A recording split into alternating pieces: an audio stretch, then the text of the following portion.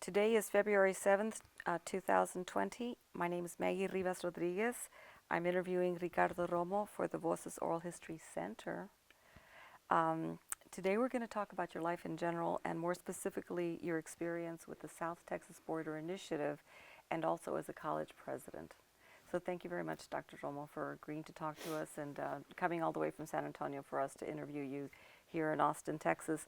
And I've got to just, as a preamble, tell you that this interview will be housed at the Nettie Lee Benson Latin American Collection. The entire interview, it'll be the raw interview. But if at any time during the interview, if we have to stop to use the facilities or to get a glass of water or something, it's perfectly okay. If there's something that you don't want to talk about, you can say, I prefer not to discuss that. And if there's something that you really want to talk about and we're not talking about it, let me know that too, and, Sure. and we'll make sure. Okay.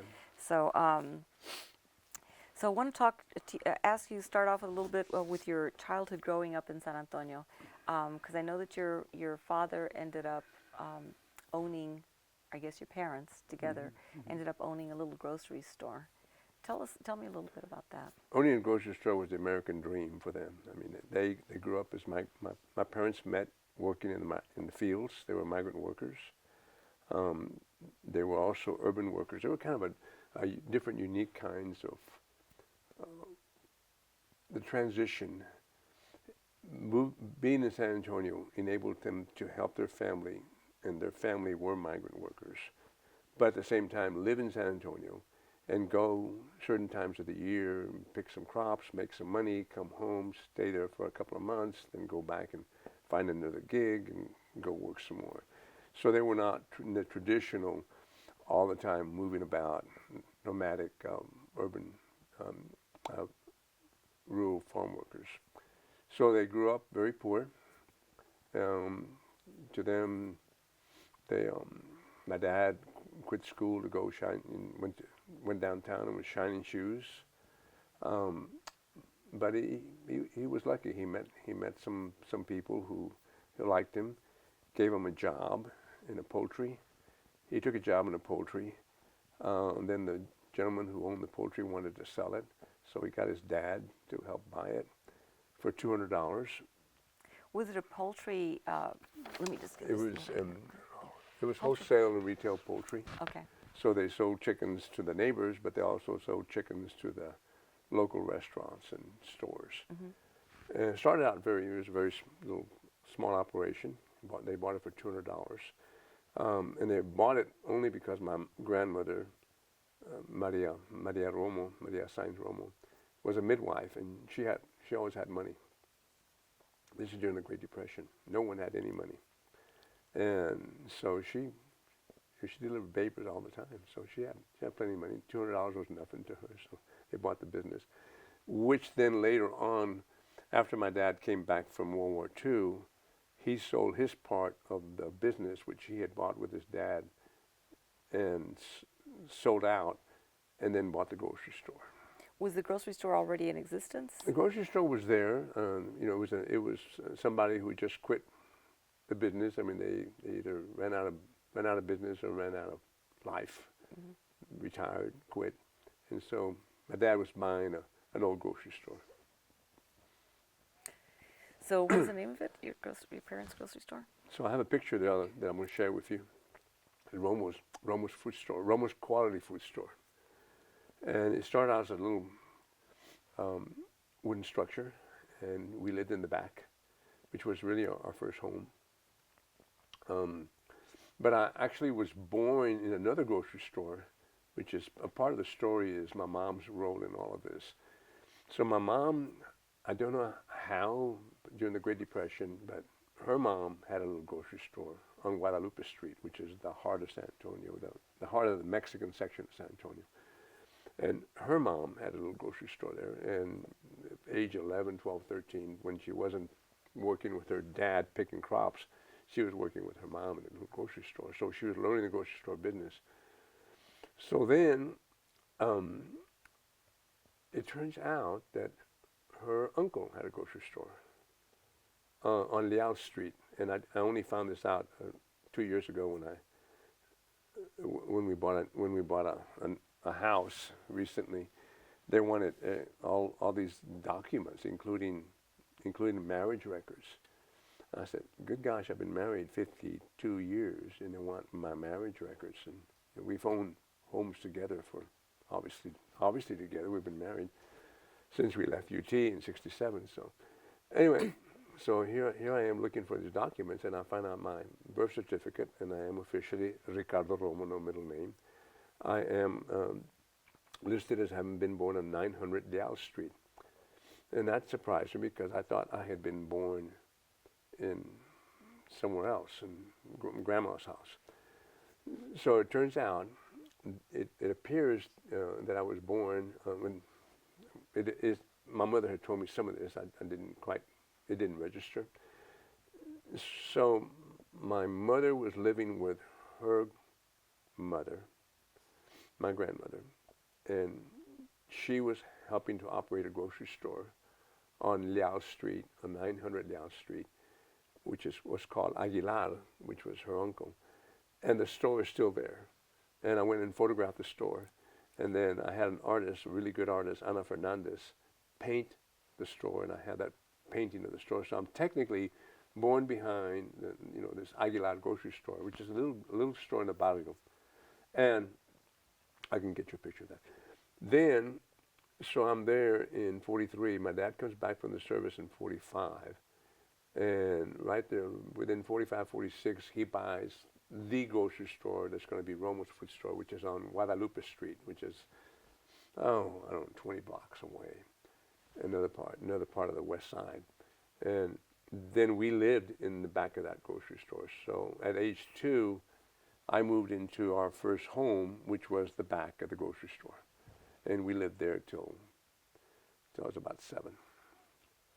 So I read your bio, and in your bio you talk about how your parents didn't want you to, there was a lot of gang activity as you were growing up, and they were worried about that, so they moved y'all to a neighborhood that didn't have such gang activity. Yeah, well, there was a combination of things. One, there was a lot of gang activity. I didn't want to say it in my essay, but there was a lot of it was a very crazy, wild section of town. It was a lot of bars and a lot of prostitutes and occasional drugs that we saw. But there were four bars within 1 block of my house. There was one across the street, one side, across the street to the north, across the street to the east, half a block east, and another half a block east as well across the street. So there were 4 bars, and they were crazy places. I mean, they was like the wild places of town, and I saw things as a youngster that a lot of people would just be amazed. I mean, I had a very, very good friend whose mother was a prostitute, and she would never and just walked up and down those bars and picked up men. So it was kind of wild, and I think my parents saw that and said, we need to just get out of here. And I was too young to be in a gang anyway. I mean, when we moved away, I was 7. And had I been, but I stayed in every day. I went to the grocery store, so it was like my second home, if not my first home. So growing up until age 18, when I went out to college and went to UT Austin, that was my hangout, the grocery store. And there were gang stuff in the area, but the heavy gang recruiting wasn't in my neighborhood for some reason. It was too commercial.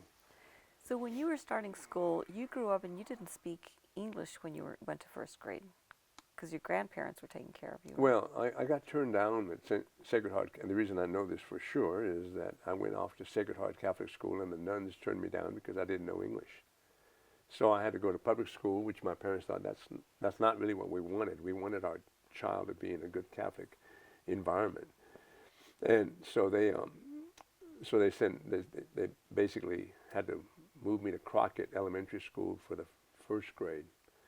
Then, after I learned English, after 1 year, I fooled the nuns, and they thought I knew enough English, so they let me in to the Catholic school, and that's what I did. But my brother, who was a year ahead of me, was held back 1 year at the school because they feel like that's what you do. You hold everybody back. They're not going to possibly, if they come in with no English, they couldn't possibly learn English in 1 year unless they're motivated. I guess I was motivated, ambitious. What is your takeaway from that? From how kids, and I'm sure that this wasn't you weren't of your generation. There must have been a lot of kids that did show up at school and weren't able to speak English and were either required to stay in first grade or put in a separate, but this way before bilingual education. How did that shape what you believed or what you valued as far as education? Well, when you're young, you don't really know. To me, these individuals had bad hearts. They didn't have love for the kids. They were too geared to make this job easy for me. I don't want to have to work any harder. These kids don't speak English. Why do I have to put up with this? And so they didn't. So they sent us away, which was kind of strange because this is a Catholic setting, a Catholic school, and they're nuns and priests devoted to helping people. But they only want to help the people that are either easy helps, nothing difficult. So my takeaway was very little at the time because I didn't understand the whole process. Why am I here? What am I doing? All I know is that I had this terrific teacher in the first grade at public school, Mary Vela, who to this day is like the best teacher I ever had, was in the first grade. Some of the worst teachers I had turned out to be nuns who were overwhelmed and untrained and so forth. And I can't blame them for not being able to do exactly what they were expected to be doing. I stay in touch with one of them, and we went to visit her, and she was telling us how when she met us and when she taught us, she was 19 years old. And I said, because I was thinking, well, good gosh, if you're 90 now, how old were you when you were teaching us? And she said, oh, I was 19 when I taught you. And I said, did you have any experience at all? No experience and no college degree. So I can see why they would say, I'm not taking a kid who doesn't know English. What do you think I am? Some kind of magician? So what made Mary Vela so good? She had a good heart. She just wanted to help everybody. She paid. You could tell she really wanted to advance you. She wanted to teach you something. If you didn't know math or didn't know English, she was taking it upon herself. Well, we're going to make progress here. You're going to know more words next week than you did this week. Kind of attitude. It's a can-do attitude. And plus, she had just like a sweet lady. She kind of reminded me of my family. She made me feel like, maybe my mother, maybe my aunt, and I just liked her so much. I admired her, and I stayed in touch with her for forever and ever. In fact, when there was a book written about me, and I helped write the book, she's in my book, and she's in my book called Ricardo's Race. That was published by Nick Canelos, and I actually have read that book. I brought it for my kids. So she's in my book. Mary Vela's in my book, and she's in many of my thoughts when I think about people. But she just seemed to really want to help kids and help families. So when you were getting ready to go off to high school, you were going to high school and you went to Fox Tech and you were learning kind of trade kinds of stuff. Were there other things that you wanted to learn that you weren't getting at Fox Tech, or is that just? Pardon me.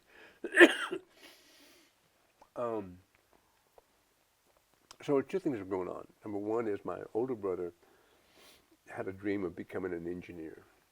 No one in our family had been educated, but for some reason he wanted to be an engineer. And he figured that the way to go to become an engineer was to go to Jefferson High School, which is the one that had the academic programs in the city. And it was an all-Anglo school. And he was a year ahead of me. And he went off to Jefferson High School. He had a difficult time. Lots of the kids there did not like Mexicans.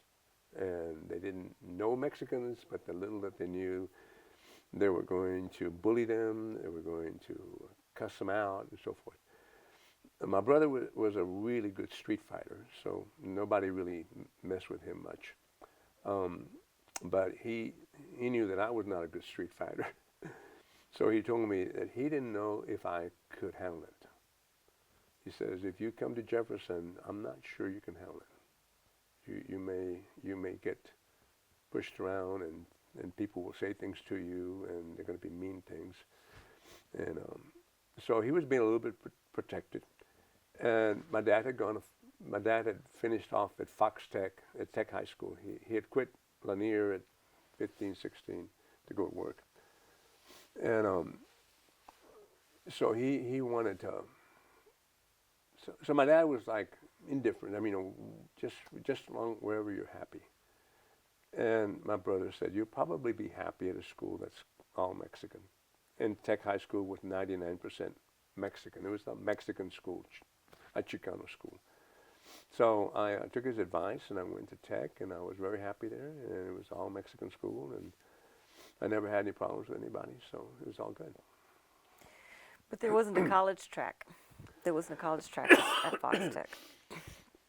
I'm going to have to stop a second. Yeah, I don't sure. know, Yeah, go ahead. That's okay. some kind of allergies are hitting me.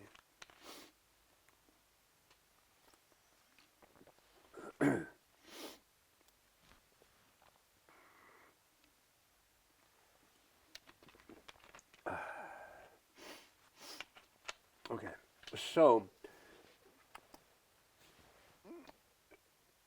even though Fox Tech was a vocational school, and all my buddies were in electrical classes, printing classes, and so forth, there were still quite a few of us that wanted to go to college. And I hung out with those that wanted to go to college. Only 2 of us, when I graduated, went off to a 4-year school out of a class of 430. And both of us got PhDs.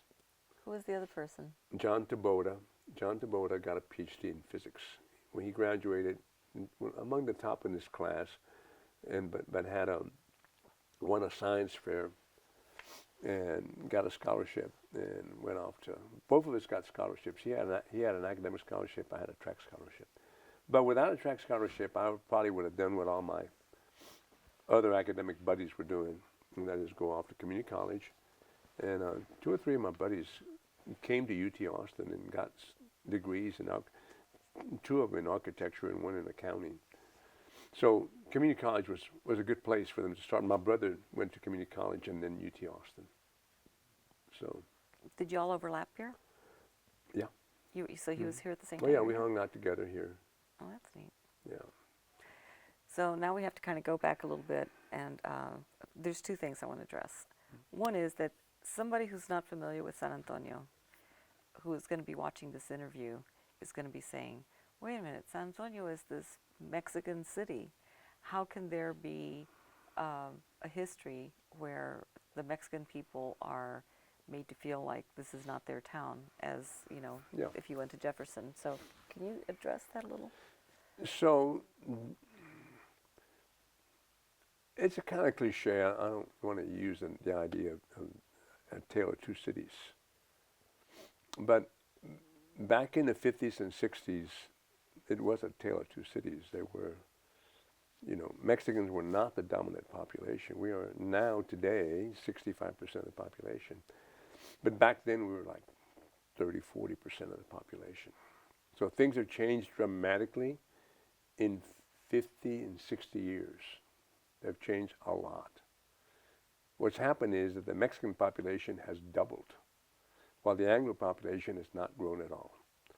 So back then, and this is before Henry Cisneros, and this is before a lot of things, You never saw Mexicanos in public office. You never saw them. They didn't get hired by the police department. You didn't see them as firemen, as nurses, or doctors, or so forth.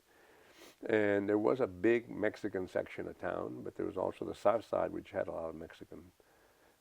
So the north side, with its economic power, finance, controlled everything. And Jefferson High School was in the north side. And it was like 99% Anglo.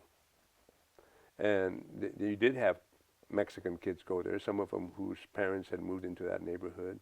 I had friends that I met later on or before that went there. Horseman was a feeder to Jefferson High School. And I went to Horseman because my parents did not want me to go to another school, which I will not name because it had a lot of gangs.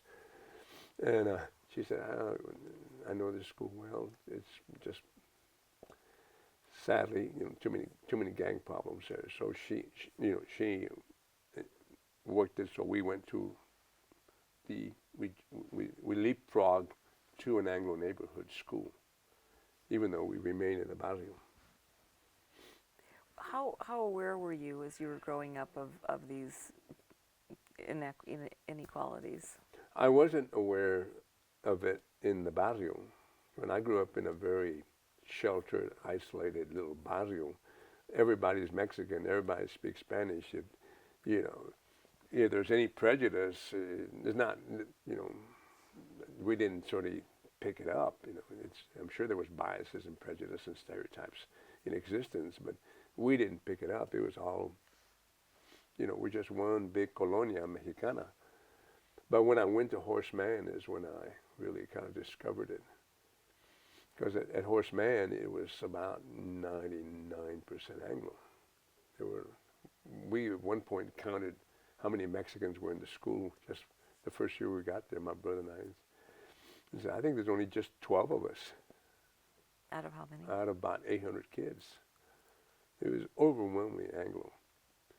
So what did you start observing there? Well, here's what happens is unusual, is that the year that we arrived is a year that school this in the Anglo community opened up to allowing kids from the Menchaca housing project to attend Horseman. They're now going to attend two schools. They're going to attend Irving Junior High or Horseman. And the Menchaca housing projects had low-income, tough kids. And the low-income, tough kids came over to Horseman when I arrived. And there probably were about a dozen of them. And they were all tough kids. And the first thing we discovered was we got to hang together, because if we're they're going to really be mean to us. And in my essay, I note that at Horseman, we had these guys, cuss at us, and Mexicans get out of here, and all that stuff, and bully us. But for a very short time, because once they found out that if they picked on any one of us, there'd be 10 or 20 lined up ready to fight them. And none of them had a gang. They didn't know what gangs were. So it was like, it wasn't going to be a contest. So they pretty much left us alone, which was good. How did the teachers treat y'all? Some of them were pretty good. I had a really wonderful teacher who mentored me and helped me a lot, Mrs. Randolph. And I, probably admire her. She did she helped me for 3 years, greatly. And how did she help you? well, I got in some trouble, with my new friends, and my new friends had all kinds of problems and some things that I had really not seen before. I mean, they carried guns, they carried knives, they picked fights. They were tough. Even they were tough on me. And my teacher decided, you're not one of them, and you got to quit hanging out with them, and kept encouraging me not to hang out with them. And at one point called my parents up and said, your son is going to get in trouble hanging out with these guys. So I'm going to, instead of with your permission, I'm going to keep him after school every day so he does not leave school with these kids. Because they're going to leave school and they're going to go out and cause some trouble. And they were these kids would, you know, I was with them one day when the school bus was coming up, and the school bus was empty, and the kids one of them said, let's rock the bus. So they picks up a rock and throws a rock at the bus. And everybody, yeah. And so they all threw rocks at the bus. I'm thinking, you could get arrested for that. So, that was like one occasion. I said, I don't want to hang out with these guys. So she kept me after school every day, and she had me straight out the chairs, clean it every single day for like 3 years. Now, I got Hayes, teacher's pet and everything else, but it basically, she looked after me. She knew that I had not grown up to be a gangster. And she said, I wonder what she saw in you. How she thought that you were not somebody who was going to be carrying a knife or a gun.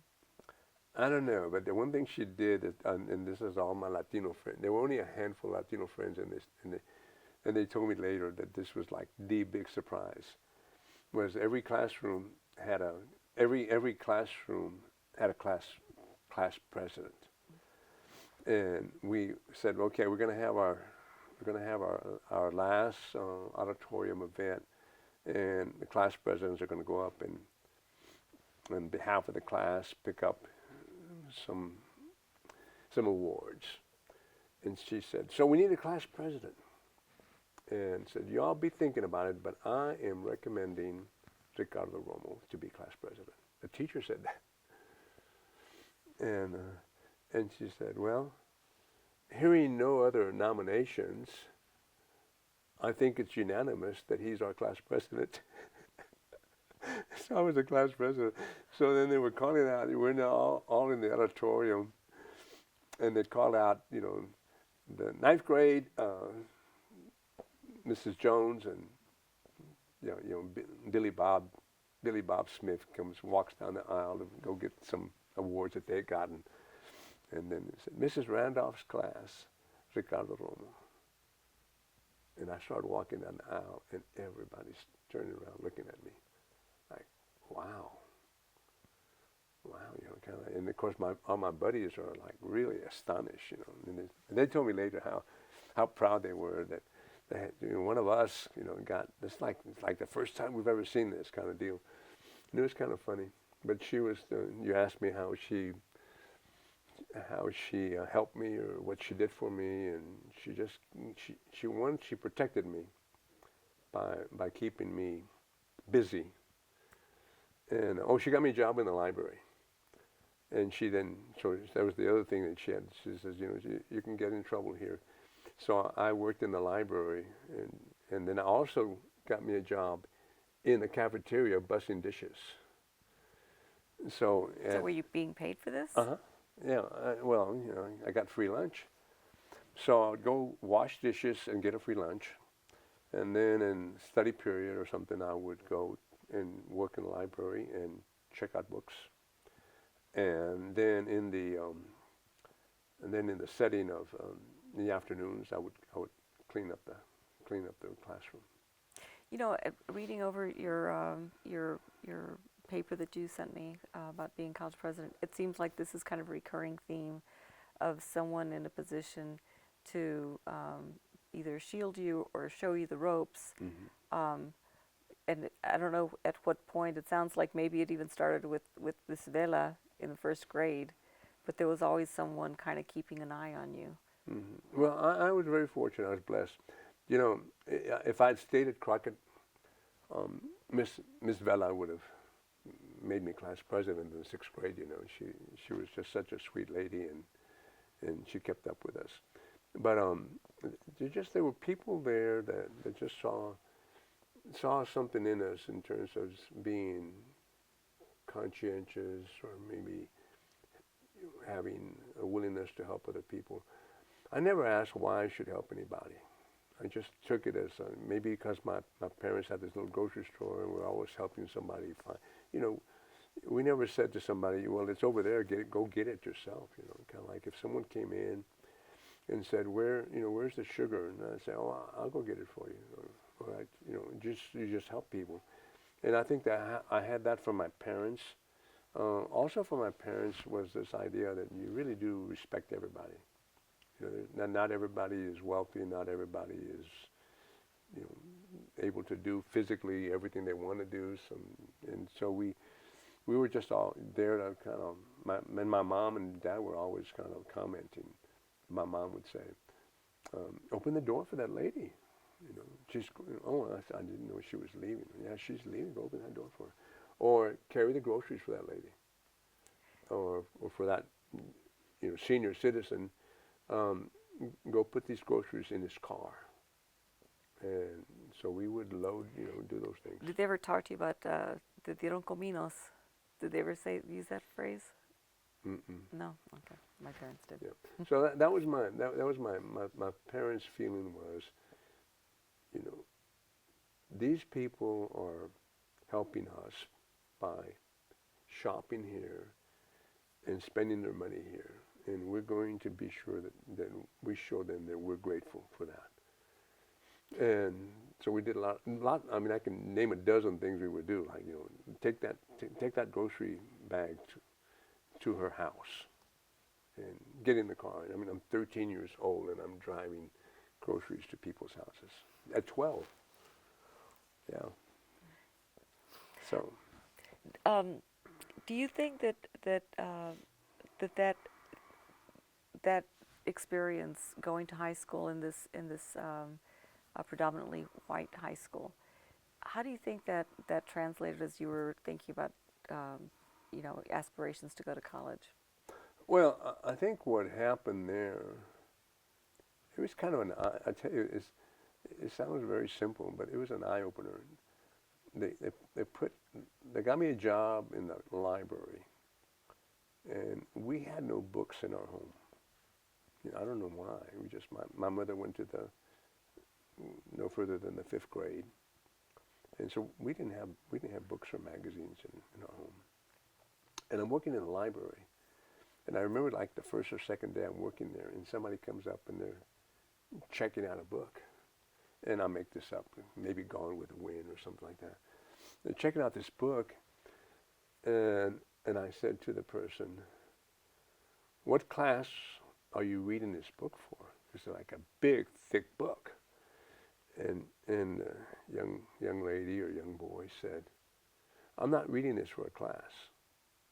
And I said, "You're just reading the book and no one told you to read it?" And he said, "Yeah, I'm just kind of I want to read it." And I thought, that's interesting. Like, I had only books I'd ever read were books that people told me to read. And it was not an idea that you read things on your own. So I checked out a book like the next day and started reading. And I enjoyed, and I think it was, the light came on. Maybe it would have come on later. Maybe, I'm not sure it would have come on at another school because I wouldn't have probably been working in the library. But the light came on and I started kind of getting interested in reading and started reading history, and I started reading about famous people and things, and inspiration, which was beneficial to me in high school because I wanted to be a good track man. And I had to do a lot of it I felt like on my own. That nobody really, my coaches were football coaches. They didn't understand track. So I had to read a lot about what great famous Olympic runners did for their training.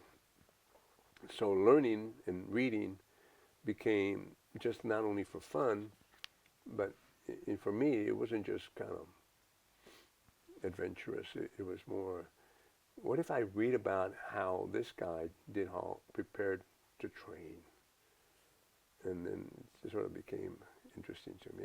And I remember reading one book where it said that one of the most important things to do is just be calm, relax, do not get into the competition all tense and all, full of anxiety, which means that too many people kind of don't sleep well, or can't, they're just so anxious about the competition. It says, that's and then the commentator was noting that this young Olympian was on a had gone to the Olympics on a boat, and then he would relax and take a nap. He would train, and then he would relax. And he says, you just seemed very serene, very calm. And I thought, well, that's what an athlete has to do. You can't approach this, full of anxiety.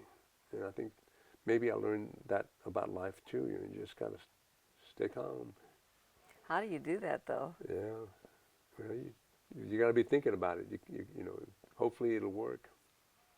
So, so I've got to ask you this.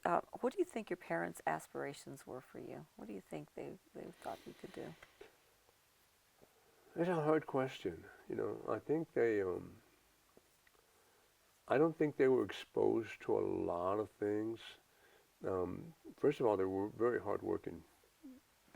My mom had raised 5 kids, worked at the grocery store helping my dad, cook food, so forth. Growing up, I cannot think of one time that I ever saw my mom watch a television show or listen to a radio show. She didn't listen to the radio, and that I know of, she didn't read the paper, and she didn't watch TV. So her world was, kind of all about family. It was like almost living in a kind of rural community. And she knew some things. I do remember one time when we started watching the news, and she got interested. I do remember that they announced that Eisenhower had a heart attack. And I do remember that my dad was very political, and they had been against Ike because they were for Stevenson. And I said, is that good? And then my mom said, oh, no, he's the president. You want to pray for him, kind of. It was kind of interesting. It was like it is the political opponent that won and beat our guy. Now he's had a heart attack. Kind of like, oh, what are we supposed to think is, pray, be sad. So, but so they didn't really let on like what they wanted or expected you guys to do. No, they did not. They watched, like I say, watched very little. Didn't watch any entertainment news. They didn't go to the movies. They raised a family. They never said, we want you to be a teacher. You should be this. I wanted to be a coach initially, but they never let on. So you got into running at what point? And in my essay, I give credit to 2 people that helped me in junior high. Mrs. Randolph, who was my inspirational teacher, down the academic side, and on the athletic side, I had Mr. Davis, Bill Davis, who found that I had a really good talent in running, and encouraged me and trained me, and really wanted to train me, and he was capable of training me. But it was just, I finished school and I had to go on to Tech High School. And at Tech High School, the track coaches were really football coaches who didn't know anything about track. So I had to train myself a lot. And were you thinking about a scholarship, or what was your... No. I was thinking about just there was a competitive part of me, and my competitive juices were, heating up. So I was thinking about beating people, kind of winning. And I got into it pretty quickly, and next thing I know, I'm running against very good runners in the city. I'm just a 10th grader. I went to the state meet, and light comes on when one of the football coaches, who really was interested in me and saw in me kind of a potential, so I was the 5th best runner in the state as a 10th grader. So he said, boy, if you as a 10th grader, you're the 5th best, you could one day be the best. because you're young. You're the youngest guy in the crowd here. And Did he say this to you? no, but I think he was thinking that in terms of why he was encouraging me. But here's what he did say. He said, I got a letter from North Texas State, which is the school where he had gone. And he said the track coach at North Texas State saw that you were in the state finals and finished in the top 5 and wants to know, would you like to attend North Texas State and with a scholarship? And he says, I responded back that you were only a sophomore. And they were quite amazed by that. And by the way, North Texas State stayed in contact with me for the next 3 years. Every few months, 3-4 months, I would get something from them, a brochure or some note, and they were the first school to take me out to lunch. They said they wanted to go to Casa Rio on the Riverwalk, and then talk about why I should attend North Texas State.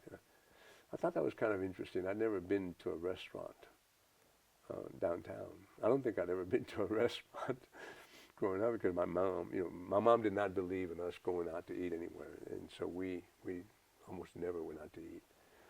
So you were in 10th grade for the first time? And so we didn't. We went on this lunch when I was in the 12th grade. Oh, 12. Because they kept up with me for the next 3 years, and they wanted me to go to school there. And there was another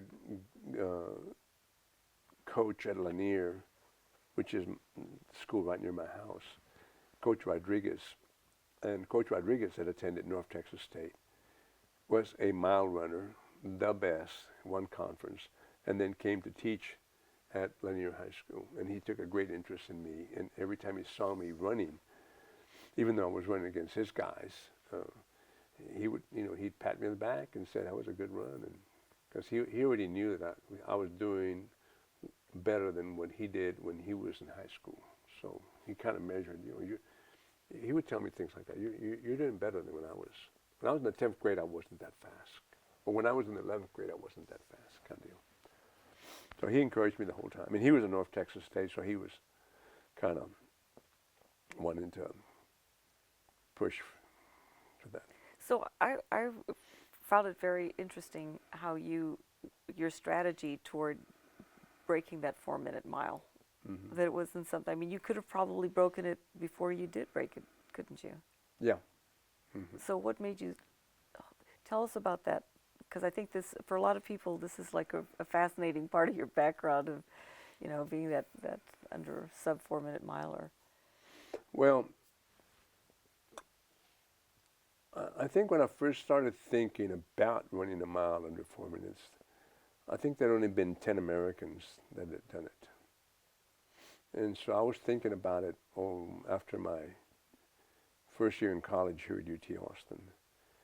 And I went to Europe and I ran against some very good runners, Olympians, and beat a couple of Olympians and set a record for the best miler of any freshman, the best freshman miler anywhere in the U.S.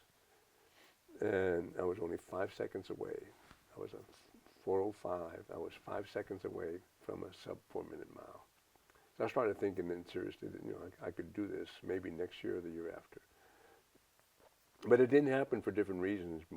Some of it had to do with I didn't get into very fast races. I got into a lot of relay races and run for the team kind of, which is fine. And then I got injured my junior year. I had a big injury, and that kept me out the whole year. And then I came back, and I was still running a lot of relays. I was thinking, there's so many things have to be going right. You have to have the timing. So I went and decided to be focused. I am here this summer in California for the purpose of running a sub 4-minute mile. That's it. I'm going to run it now. I can do it next year, but I'm going to do it now. So I got to training with some people who would prepare to help me, and I had some races that I ran where I beat some sub 4-minute milers. And I said, if I can beat a sub 4-minute miler, then I must be ready for this. But then I also got into some world record race with Jim Ryan when he broke the world record, and I was in that race. So there are a number of things that kind of fell into place. And it was like, do it now or wait a long time. So for somebody watching this interview who may not be reading your manuscript about running the sub 4 minute mile, you came to UT on a track scholarship. Yeah. Was it a full ride scholarship? So when I was at Tech High School, I won 3 state championships. I won a cross-country state championship, and I won a mile championship my junior year, which is pretty unusual, and then I won a mile championship my senior year. So I was really not only the best runner in the state, I was actually like number 3 in the whole USA, high school, of anybody. So I had scholarships. I could go to anywhere. And I wanted to, my mom said, I don't want you to go too far. And so, like, I was looking at UCLA, USC, Stanford kind of schools, and she said, no, stay close. And so, and I loved the Longhorn team. They were doing great. So I decided to come here, and I came on a full track scholarship. And I did well. I won conference championships. I was All-American. But I came with 3 goals. One is graduate from UT. Number 2 is get All-American honors. And number 3, run a sub 4 minute mile, which would make me, when I arrived, which would make me like only the 10th ever.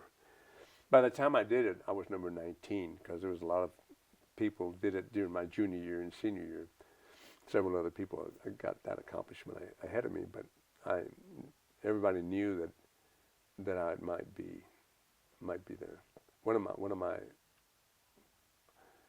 I might be the next guy to do it, but one of my mentors signed something to me my freshman year.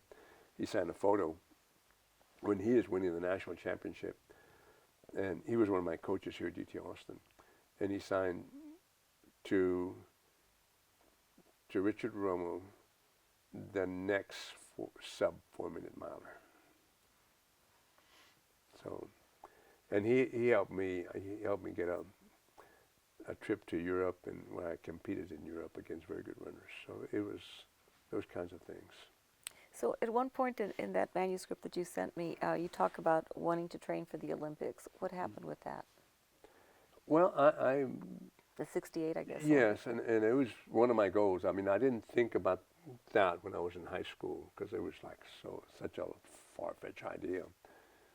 But in my sophomore year, I was in a race in Houston, and I beat some very good runners, including a runner by the name of Jim Ryan. I beat him. A month later, we went to the Olympic trials, and he got number 3, and I got number 5. He went to the Olympics as a young kid, and I thought, oh man, and he did something that month that I should have done. What did I do? I went home, got a job at Swift Meat Packing Company. I started work at 2 a.m. We loaded trucks until about 11. Went home, took a nap, then took some classes at nighttime at San Antonio College so I could keep on schedule. And I was training about half hour a day in the middle of the day. In July, San Antonio was like 100 degrees every day. And I just, I didn't have a coach. I just did it by myself. And I thought, that's what I did wrong. I mean, I needed to be with a team. I needed to be with some mentors. I needed to be running, twice a day versus a little bit of running here. I'm surprised I even got, finished the race. So that's one of the lesson, and that is you have to strategize. You have to prepare, because if you're just willy-nilly, if you just come home from Houston and say, I think I'll get ready for the Olympic trials. They're a month from now. Oh, I have time. I got to make some money. I got to take some classes. I didn't have to do either one of those two. I could have survived. I could have just gave me spending money, gas money. That's all it did for me. Do you regret that? Well, I can't regret it because I didn't know any better. I think I would regret it if someone sat me down and say, here's the strategy. Here's what you have to do. You can either do it this way, the smart way, and plan and train twice a day and do this, or you can continue having your good little life, you know, and get a gig, make some money, go buy some beer, hang out with people, your friends, and train here, and at the same time maybe take a class. I didn't have a choice. I mean, it was, you know, I was doing what I had been doing in the past, and that has You're doing what you need to do. I was doing what I needed to do. I was doing what I thought was A-OK. But what I thought was A-OK was A-OK for normal, but not A-OK for exceptional. I didn't do the exceptional because I didn't know any better. But later I learned, wow, what did I do wrong here? So, you know, as I'm reading some of the material that I got from you, that seems to be like a thing that you go through, and you almost like write down the things that your takeaways from each thing, the things that you learned from all this. And it even sounds like that might be something you were doing when you were a kid growing up. That's your your approach to life. It's like go through life and then say what worked and what didn't work and what could I do better. Yeah. I think I learned that I need to be closer to the action, and the best action. It's like wanting to be an actor, and you know you insist on staying in South Dakota, and you know, and things are not happening for you, and no one is hiring you, you know, to be this actor, and you say, okay, make up your mind. You want to be in theater, go to New York. You want to be in film, go to LA. But if you stay here, there will be no job, likely. You will not get into film. So when did you meet Harriet, your wife? We met, and why? No, where? Not why. There's not a why in this question. No, there's not a why. Okay, so Harriet and I met our junior year here in Austin. We were both interviewing to go into the Chilean exchange program. I was already injured, and I knew I wasn't going to be running that spring or the summertime. And my roommate told me that he was applying for this program to go to Chile, and they're going to take some campus leaders and some individuals who had kind of done well. So I went over to interview just right over here down the street, about a block from here, with Dr. Joe Neal and his program that he had. And Harriet and I showed up at about the same time, and she was standing there right in front of me. And it was kind of each interview was taking half an hour or something, whatever it was, maybe 15. It seemed like a long time. So we're standing there talking, and the more we talked, you know, kind of like, where are you from, and what are you studying? And after a while, you know, I realized she was a pretty special girl. So I'd like to, you know, maybe see her again. Well, I got into my interview. They accepted me. She got an interview. She did not get accepted. She was an alternate. And next thing I know, things are moving fast. Next thing, you know, we're going to Washington to get ready for the State Department. It was funded it. So we went up to Washington, got all these one week of indoctrination at the U.S. and so forth. And so we then go to Chile. And I didn't see her. You know, just, you know, she went off to do something else. She went off to work in a summer camp. When I came back, I saw her in the library and kind of talked to her. But by good chance, I had gone to one day I went to the Catholic Center, and she was at the Catholic Center with her roommate who had gone to Chile, or her ex-roommate who had gone to Chile. Mary Esther Garner had gone to Chile. And they're standing there, and they're hosting some of the people who are coming from Chile over here. And I was hosting one of them, and we were going to some things. And I said, are you guys going to go tonight to the party at the Dr. Joe Neal's ranch? You know, 600 acres right in north of town here. And they said, I said, well, if you want, you know, I'll come by and pick you all up, and we'll go together. So I went by and picked them up, and we rode on the bus, and it was like one of those trips. I sat next to Harriet, and we talked all the way over there, and then we ate together and talked some more, and then I saw her. That's like in January. The party was in January. Then I saw her every single day from January to June. Every day. Because y'all were dating now. Mm-hmm. We started dating. And our first date was to go to the library. I didn't have any money, and I couldn't rely on working because on scholarship you can't work. So I said, would you like to go out? And she said, what did you have in mind? And I said, go to the academic center, the Flan Academic Center, up on the second floor. They have a booth there where you can go in and listen to music. And I said, there's some great music that I love, and you should like it too. And it was Trio Los Panchos. So we came up to that. That was our date. We came up and put our muffins on and kind of listened to the music. And I said, isn't this great? And we did this for about an hour or two, and then I walked her back to her dorm. That's very sweet. That was what we did that for a while. Now, what year would this have been?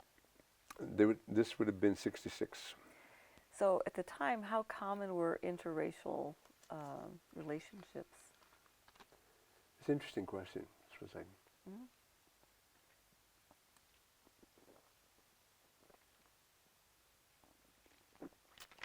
And this is not a commercial for Pepsi, by the way. So I'm at Tech High School, and I have a lot of support. I mean, the principal loves the fact that I'm winning races and I'm in the newspaper all the time. And you're a celebrity. When I won the state championship, they put a picture of me in the sports page, this big, kind of like, this is before the Spurs, so, a track guy here was a hero. A picture like this in color. He put it in his office. And he was, but I had a journalism teacher who attended UT in journalism. And I never could take the class that she was offering because she offered it during the time that I was out there running. But she always kind of stayed in touch, she and her husband. Sweet lady. My sophomore year here, I went back to visit the school, and I went to see her because she'd always encouraged me to go to UT. She said, you got to go to UT. And she said to me, so are you dating anybody? You seen anybody over there? I said, yeah, I got some friends. And I wasn't dating Harriet yet. And she said, so who are you dating? And I'm thinking, here she is, a teacher at Fox Tech, and she wants to know who I am dating in Austin, Texas.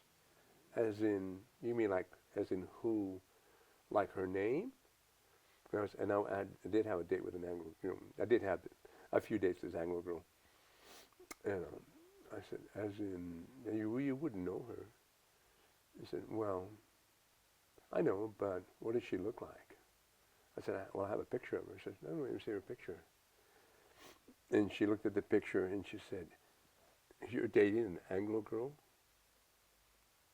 And I said, well, I didn't think about her being like Anglo, because I'd gone to Horseman and there were a lot of Anglo kids there. And I said, I didn't think about it being kind of like Anglo and I'm Mexican or anything, but, and she said, something to the extent of you should date your own deal. So that was the end of my, friendship, because I used to go visit people, and then I thought, I'm not coming back to visit this school. There's something I don't like. Was she Mexicana, or she Anglo? The teacher. Oh yeah. She was Anglo. She was Anglo. She was Anglo. What did you think about what she said? I mean, why would she say that? Well, she made me uncomfortable, and I didn't think that was right for her to ask if she's saying, are you happy? Are you going out? Are you socializing? Are you making friends? Is it a good school for you? That's one thing. But then to zero in, who are you dating? And I said, well, you wouldn't know her. So, well, what's her name? Kind of deal. Then I said, I have a picture. Oh, let me see it. And then very specifically, see the picture. Said, you're dating an Anglo girl? Kind of like, what are you thinking here? So when you and Harriet would go out, did you ever get any, was there any friction? No, not really. I mean, Austin was pretty tolerant, liberal. And same thing for Los Angeles. You know, we lived in Austin and Los Angeles. I didn't really ever sense that somebody was like, whoa, you know, what is this Mexican guy doing here now? So now they may have been saying that, who knows? I just didn't bother with it. I didn't care. So when did you all get married? 67. Okay. So you graduated from UT in what year? Well, she finished in 66 and went to Nicaragua for a year. And I stayed a semester to finish my credentials and then stayed here coaching the track team. So I coached the track team as a sort of a student, graduate student intern deal, but I did it for free because I didn't know you got paid for it. So and they told me later, they said, how much did you make? I said, I didn't make anything. I said, really? They should have paid you like $300 a month or something. I thought I didn't get anything. So by this time, though, you were already applying for, you had already applied for your master's program. No. Oh, you had not? No. Only thing, the master's program is strictly, I'm the accidental graduate student. How's that? Because here I am thinking track, I mean, track is a big deal in my life, and I'm trying to make the 68 Olympics. Unfortunately, or fortunately, you know, I had a sciatica problem in a race in California, probably having to do with the fact that I sat on the plane for two plane rides, and then sat there all day long waiting. The meet was at night. We got there early, and it was ridiculous in terms of sitting around. And I just felt like I felt really exploited, but nonetheless. So I run my race. I win the race. I beat the best. There are 10 great runners, and everyone is there except Jim Ryan. I beat all of them, so I won the race. But I had a real pain in my leg in the last 100 yards, and then it was turned out to be sciatica because I didn't understand what sciatica was. Basically, I didn't stretch well. I didn't do some things I needed to be doing. And what I should have done was gone to a doctor or a chiropractor, but the guy that saw me said, you have sciatica. He said, you may never run again. And I took it to heart. Here I am in Fresno, California, and the guy's telling me, you may never run again. And I tried running, but I didn't know what it was. I mean, I didn't know it was a pinched nerve, and my back was not aligned well. So I couldn't run. What is the name of this meet that you were at? I was in the West Coast Relays, and there's a big meet in California, West Coast Relays, and it was run by an ex-Olympian, and he basically got me there free. I mean, my track club paid for me to be there because they want me to run good competition. I ran 4:00, 4:05 or something. I barely missed, but I did feel a pull in my leg the last 150 yards. So, but I still wanted to win, so I kept pushing, and I won. And then he came to me, and I'm lying on the training table, all full of pain in my leg, and he comes up. He says that the crowd was really disappointed you didn't run under 4 minutes today, because I had run under 4 minutes the past summer, and I would have run under 4 minutes that day had it not been for that problem. And I said, well, I could give a damn about the crowd, who knows. Is that why you say you felt exploited? Mm-hmm. Yeah, because he didn't want to put us up. I mean, we just, he didn't pay for anything. He didn't pay for our food. He didn't pay for our, place for us to stay. We got done with the meet and then got on a plane and flew back that night. Just come in here. I felt like one of those greyhound dogs that they put in the run around and then just pack them up and send them back. When you say us, who are you talking about? All the my Also, it was a track club. all the track clubs. Were they here from Austin or? Oh no. These were they're international runners. I mean, most of us were living in Los Angeles. That was just like a serious training place in Los Angeles. And So how did that experience end up you going to get your master's? well, what happens then is that I continue to try to run and I can't. I mean, I run and I'm in pain, and so I ride, but I'm determined to go run in California nonetheless. So we get married. The next day we move to Los Angeles. We arrive in Los Angeles, and we go get a job, and I got a job. Fortunately, through some people that I knew told me about some job openings. I got a job. The first thing they tell me is, you have a Texas teaching credential, which is great, and you're qualified to teach social studies because you're a history major, but you're not qualified to teach California history and California social studies. So you need to get 12 more hours or something like that, so that you can get your California teaching credential. And if you don't get it, we're not going to rehire you. I mean, if you don't start the program. So it was like, okay, this is to save my job, and it was fine. And I enjoyed. I went to UCLA, having a great time at UCLA, and classes at nighttime and teaching in the daytime. And I got my master's that way. And I was thinking that you went to Loyola for your master's. I did. I'm sorry, but my first classes were at UCLA. Okay. Then I did Loyola for them. My first classes were continuing education. I think I need to stop. Okay, sure. So let's go and talk about. So you're in LA, and is this the end of your running career? It's the end of my running career, basically. I ran one more meet, but I just can't train. In the meantime, I started taking classes to fulfill my requirement. In my initial classes were at UCLA, and they were continuation classes. And I got the encouragement. I was there in a class with 45 people, and I got the highest grade in the class. And they said, "You are really, you're the most serious." I don't know, sort of a left-handed compliment. You're the most serious person here. You're the only person that's read everything that I assigned, and said your papers are good and so forth. So, anyway, so I decided to take a few more classes, and then I thought I'd take some at Loyola because they have. And then when I got over there, and they said, "Well, you might as well just do the master's because you can just take 7 more classes, and then you'll have a master's degree, and you'll make more money." So I said, "Okay." So I did that. So did you have any scholarship to go to Loyola? No scholarship. It's not expensive. Not at the time. In the scheme of things, let's say it was costing me $1,000 a year. I thought, it's okay. I'm a wealthy man. I'm making $6,000 a year. I only have to spend $1,000 for tuition. No big deal.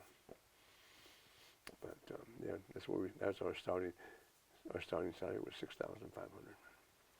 Okay, so then ironically, I get the master's degree, and my friends tell me you should go teach. The community colleges pay more, and then the state colleges pay more. How much are you making? I said $6,500. I said you could probably make a couple of thousand more teaching college. So I finished my master's degree, which then qualifies me to go get a job in the colleges. And I go, an encouragement of someone, I go interview with Rudy Acuna. And Rudy Acuna is this radical socialist dude, and I love him. Cal State Northridge. At Cal State Northridge. He's just created Chicano Studies. And I had actually been teaching Mexican American Studies in 1969. I created a course, one of the first in the whole country to teach Mexican American history in a high school. So I go there and I dress up in the suit. I only had one suit, and that's the one I got married in. I go into my suit and everything else, and these guys are all in jeans and blue collar jackets and so forth. And I go and interview, but I told them I have a master's degree. And said, "Oh, well, you have to have a master's degree, and to be an adjunct. And said, we just hire you full-time here if you want a full-time job. I said, yeah, okay. I said, how much do you guys pay? He said, well, I said, how much do you need? And I said, 8,000. He said, you got it. It's like, no problem. I thought I could have said 10,000 there to give it to me. I later learned, and so, but in my second interview, or after I did maybe a second interview or kind of a moment to kind of meet everybody, and they said, now you know that you have to have a PhD to keep your job. And said you got a master's degree, but don't pat yourself on the back too hard because you have to get a PhD. And I said, I'm applying right now as we speak to UCLA. And they said, because I actually had started applying. So then I got accepted to UCLA. I got a new job, which I didn't expect. I thought I was going to be doing but it turned out to be better because UCLA, I could take classes, say Tuesday, Thursdays, and then I could teach Monday, Wednesdays, and Fridays. I taught 4 classes every semester for the entire time I was there.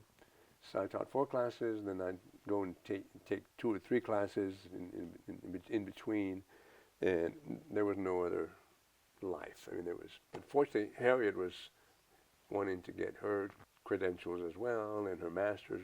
We were in the library all the time. I remember our first date was in the library, so we went for like 3 or 4 more years in the library all the time. So this was before you had children? Yeah. Our daughter was born in '74. So the first 4 years of my doctoral was in the library.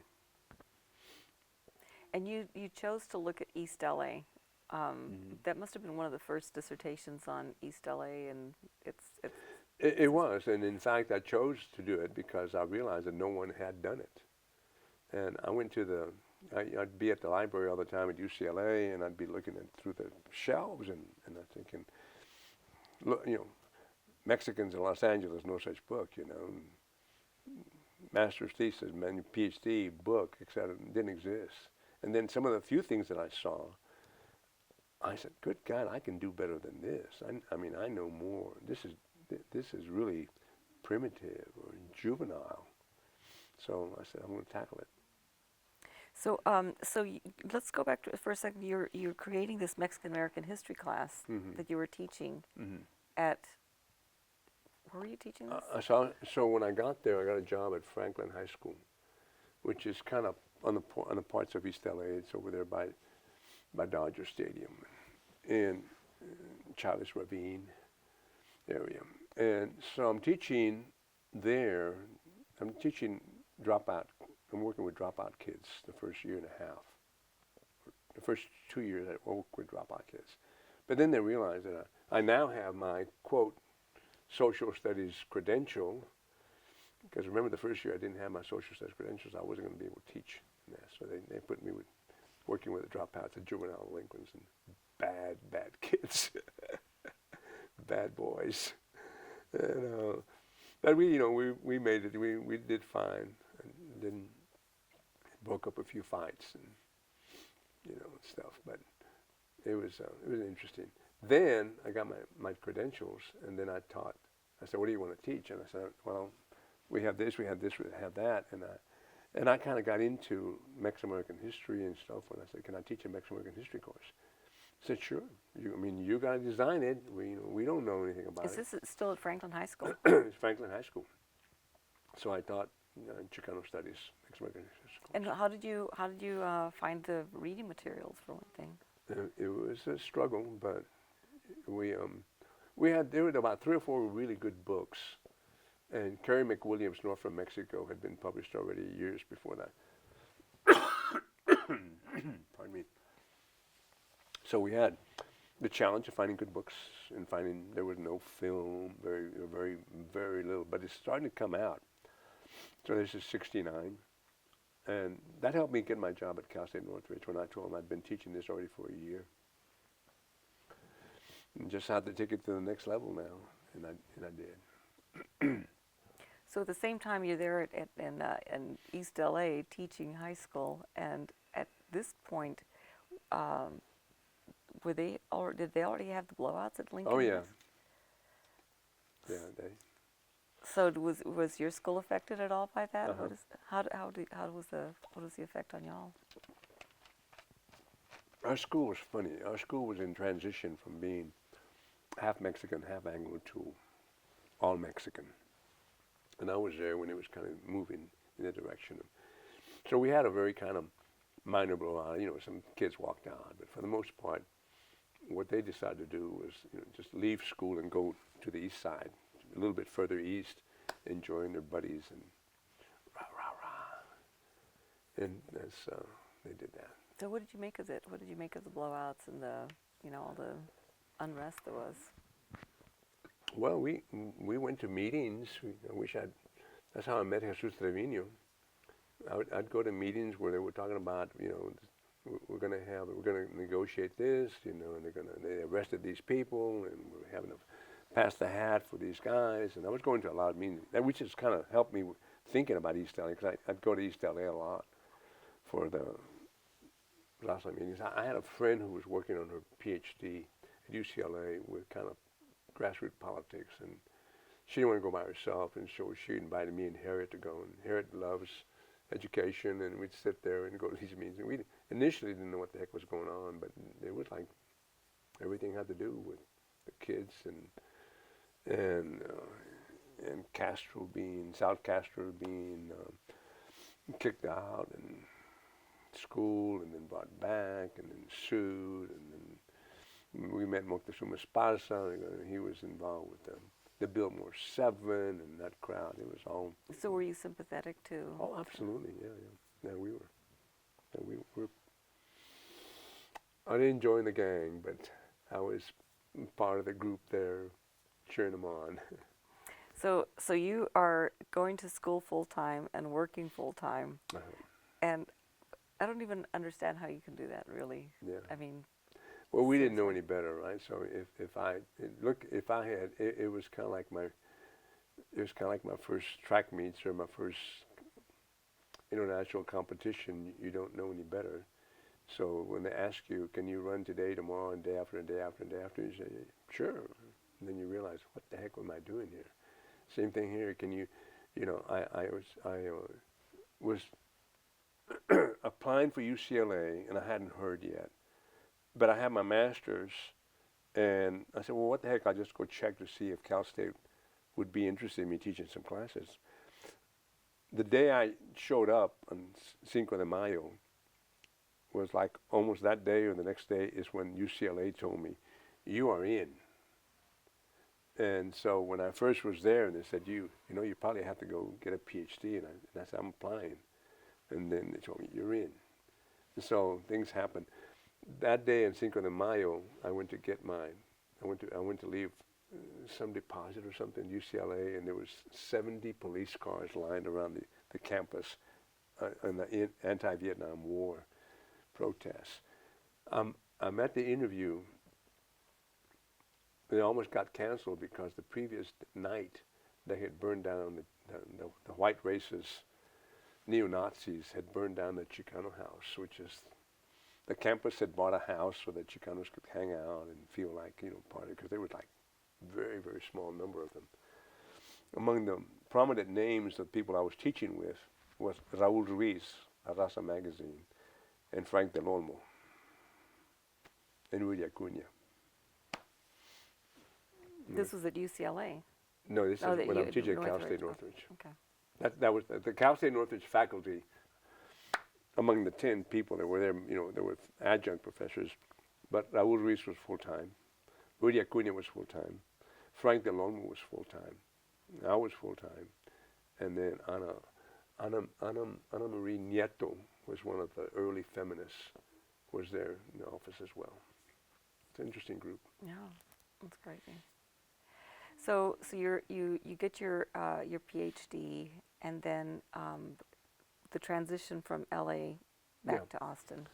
How does that happen? So when I got my PhD, when I was finishing my PhD, I was contacted by UC San Diego and Ramon Ruiz to see if I was interested in the job there. And I said, well, I'm not really finished yet, but I'll come and look it over. And then I did. And it was in my last, it was in my last part of my dissertation, which was a hard one to, no one had documented anything. The history stuff was all. I did a lot of oral history, and I don't know what you guys, I wish I'd known what you guys know, and I must have taped 30, 40 people.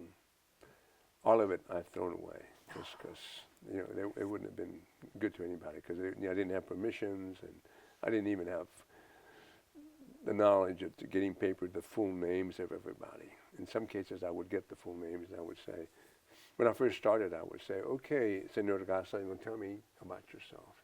These are my interviews on history. And they were talking, and I had great stuff, and then I go back and say, I wonder what his first name was, I wonder what street did he live on, what part of Mexico did he say he was from, and because he said, and so then I was learning on-the-job training. That's why I didn't feel like they were going to be useful for us. But I did use them for my dissertation, and I kept my notes and stuff like that. So you go to UC San Diego. I go to UC San Diego, and I'm there 5 years. And in the meantime, I'd been there about a year, and the chairman of the history department at UT Austin, Robert Devine, Dr. Devine, sees me at a conference in '76, and he says, "How's it going?" I said, "Well, I just finished my PhD in '75," and he said, "Oh, I want you to come to Texas. I want we'd like to have you in the history department, apply." And I said, "Well, no, I can't. I just got there. I got a baby that's 2 years old. We just arrived, just moved. I can't do this right away." And he said, "No, I understand." He said, "Just give me, keep in touch." The following year, Americo Paredes contacts me and says, "Would you like to apply for the director of the Mexican American Studies Center?" I said, "I don't know. Maybe I could, but what kind of job is it?" And so forth. He describes it a little bit. I said, "No, again, I'm an assistant professor, and I don't want to do this." So then I get contacted again, and I said, "Look, I think what I need to do, I've been here 5 years. It's so-so. I'm not crazy about the department. It's a very small department, and there's lots of tension in the department. Nothing to do with me, but just tensions and fights. And I'm getting pulled in, and I don't know which side to join, and so forth. A lot of things I don't need to be worried about, and working on my book." And so they said, "Why don't you come as a visiting professor in '80? So I said, "Okay." And Americo Paredes is, pushing all of this. So 1980, I come as a visiting professor. In January '80, I arrived, and I said, "We'll give it a shot. We'll see if we want to be in Texas or not. We'll give it a shot. We'll stay here a semester, and if things work out, maybe, who knows?" So I'd been here about 2 months, a month or two, and they said, "You need to apply. We want you to stay. We need a historian. We need a Chicano historian." And so through the help of Americo Paredes and William Getzman, the Pulitzer Prize winner, and others, they pushed, and I got a job here, and I finished my book. I had gone to UT Press. It had been accepted, and these guys are going to vote on me. And I said, "Well, I won't come without tenure because I've already been teaching for 10 years as an assistant professor. Between Northridge and San Diego, I said, I've got 10 years teaching, so you guys need to bring me an associate." And they did. There was no problem. Do you think when you went to UC San Diego, do you think they should have given you the job with tenure? No, I didn't expect it. I had tenure. And when I left Cal State Northridge, I had tenure. Oh, you did? They gave you tenure after 3 years. And so Rudy Acuña said, "Are you crazy? You're leaving a tenured job to become a lowly assistant professor and start again?" I said, "Yeah, I'm not totally sure I'm happy." And Harriet and I, probably we like what we saw in San Diego, and we think that'd be a good place for us. So. Was Acuña upset with you? Yeah, he was a little kind of like, "I mentored you. I brought you up in Chicano studies, and now you're leaving us." Now he was initially kind of like, I'm not sure you're making a good decision. How about Americo Paredes? What was he like? Great guy. He was one of my mentors. He was tough. I've read some of the letters that he was He seems to be at odds a lot with the administration here at UT. Oh, yeah. And he was tough. He did not suffer fools. No, no, no, no, no, no, no. No, yeah. But if he, if he thought he could. So his whole idea was to create a really strong Mexican American Studies program. And if he thought you could contribute, he'd be on your side 100%. And he thought, by golly, we ought to have a historian here. We don't have one. We got, literature people, but we don't have this. So if he thought he could make a contribution, and he thought I could, and he thought they would accept me because I was a UCLA graduate, and he said, you have a good chance to, coming in. And I appreciated his guidance and his encouragement and things that, we kind of worked together on. It was really solid. So you were kind of part of that generation that created Mexican American Studies. I came in the second phase. The first phase was really Raymond Paredes, and you should interview him. Raymond Paredes was here with Jose Limon. Jose Limon and the three of them, they're both students of Americo Paredes, both of them. Jose, 100% with Americo Paredes. Raymond was 50% with him and 50% with William Getzman. And so they were here. The creation started. So he finished here in 71, and so he was here in 69. In 1969, 1970 is when they created Mexican American Studies. And the two of them were involved, and Raymond was very involved in kind of writing some stuff and helping Americo. He was one of Americo's top guys, lieutenants, and so was, to an extent, I'm sure, Jose. Jose was, on and off, was here and then gone, and Raymond was here and then gone. So it was a good time for the both of them. So what was when you say the second wave? So that was a very short wave then. Yeah, it's honestly 10 years later, because they created Mexican American Studies in 70, okay, and I arrived in 80. So now it's a decade old. Now it's been, small, but the only way to build it up is to bring a Chicano historian, a Chicano, Ramon Saldivar and Rolando, Rolando Hinojosa, whom I helped bring over here. And so these are a number of things you have to do to build up a successful, and then let them teach in their discipline, but go to the program and be involved with teaching. My classes were co-listed. So you could take Mexican American Studies major and be in my class that I'm teaching for the history program. So one of the frustrations in Chicano studies or Mexican American studies, Latino studies departments seems to have been and remains to some extent how it's situated within a large university and the kind of either acceptance or promotion of that department and the scholarship that comes out of it. What was it like then? Did y'all feel like it was respected and there was a support from central administration? Well, honestly, American literature wasn't accepted in the universities until 1900. It's like 1899, they're still battling as to whether or not they will teach American literature in American colleges at Harvard and Princeton. So even though American literature had been written over the previous century, it was not as good as British literature. So you always have these conflicts with the disciplines and the feeling that, the newcomer here is a baby and not very mature and doesn't offer much. And so it was a battle for us. It was not a battle that we were surprised at. You just kind of you just keep battling, and I learned that from Rudy Acuna. You just keep battling, and they like to just keep you out. But now, because of Rudy Acuna, Cal State Northridge, which is like 45,000 students, has more than 25,000 Latinos. Well, when I was there, it had 2,000. When Frank Delon, when I was there, it had 2,000, if at all. So it's grown by 10 times.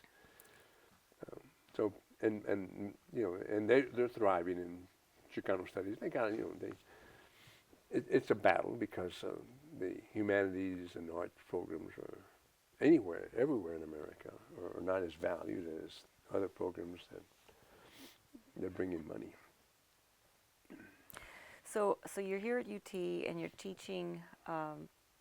You're in Mexican American Studies and History. Is that right? Yeah, my position, my pay, my discipline is history. Okay. That's where my check comes from. Okay, but you're also affiliated with Mexican I'm American. affiliated with Mexican American Studies, of course. You know, CMAS, and I'm involved. It's all volunteer.